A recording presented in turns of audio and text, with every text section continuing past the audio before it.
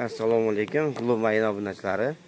Sizlar bilan mana bugun xudo xolasa Murana navlari haqida, albionlar navlari haqida sizlarga ma'lumot berib boramiz. Xudo xolasa. Mana menga sog' salomatlik tilayman, xudo xolasa. Mana biz ko'rayotganlaring mana bu tanlab chiqarib turgan joylar hammasi Murana navlari. Bu yonimizdagi bu albion navlari mana. Binolarga, mo'ralarga ancha o'zi kelib qoldi. Biz undan ko'rsatib o'tgan safar pechga shu kelib shu yerda isitib, o'sib o'tib, radiatordan havoni yoqqa haydab beradi. Mana bizda mo'ralarimiz tanlab chiqarish jarayonida ketyapti. Haligacha mana.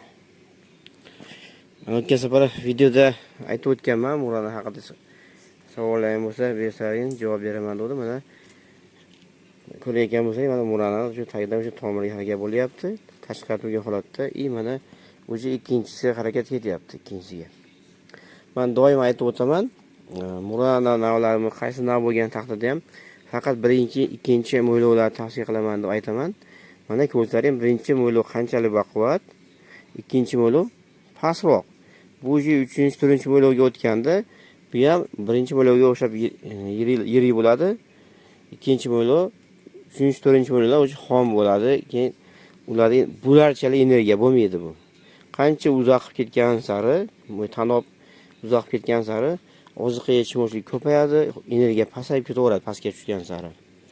Shuning uchun biz faqat birinchi, ikkinchi tavsiya qilamiz. Qarang qancha ekonom. Sirazi chiqqan mana oziqani sirazi o'ziga oladi.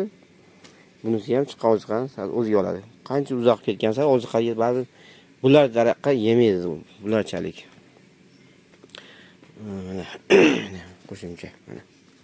O'sha bizda o'zi ikkinchi tanoblarimiz boshladi yurishdi. Mana bu yerda ham mana birinchi tanob, ikkinchi tanobga harakat ketyapti. Xudo xolasa, mana shu faqat 1-2 olamiz xolos. Mana shunday bo'lib osilib turadi. Faqat 1-2 ni olib sizlarga ko'chat qilib beramiz. Kim albatta zakaz berib qo'yishgan ko'pchilik, o'shalarga kimda zakaz berilsa, qolgan navlarga ham albatta ularga ham qilib beramiz inshaalloh.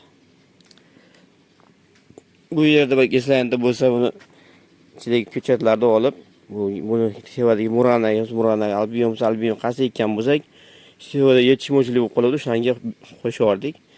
Shuning uchun ularda bundoqdir yo'q ko'chati.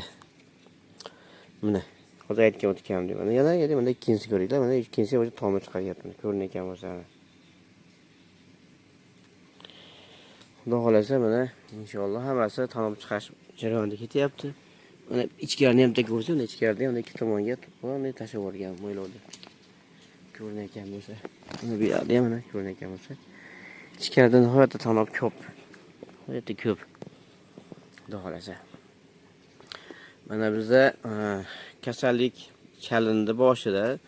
Mana kalsiy yetishmovchiligi bo'ldi. Mana bo'lib baylar qiyshayib. Keyin bitta dorimiz bor edi, unga ishondik, bu dori bizni aldadi, keyin to'g'ri kelmadi u. Mana nima bo'lib xunlash qiladi, kalsiy yetishmovchilik bo'lsa. Endi bundan keyin boshqa dori olib kelib turib, uni berdik, xudo xolasa. Yana yaxshi bo'lib ketdi, xudo xolasa. Boshqa kasalliklar mavjud emas. Hamma mikroelementlar berilib boryapti. Qancha kerak bo'lsa, hammasini o'z vaqtida berib borilyapti. Murana navimizga mana Murana. Orqa tomondagisi ham Murana. Yechib qo'ysang, ko'chatlar, baglari o'ta baland, zo'r. Moshni.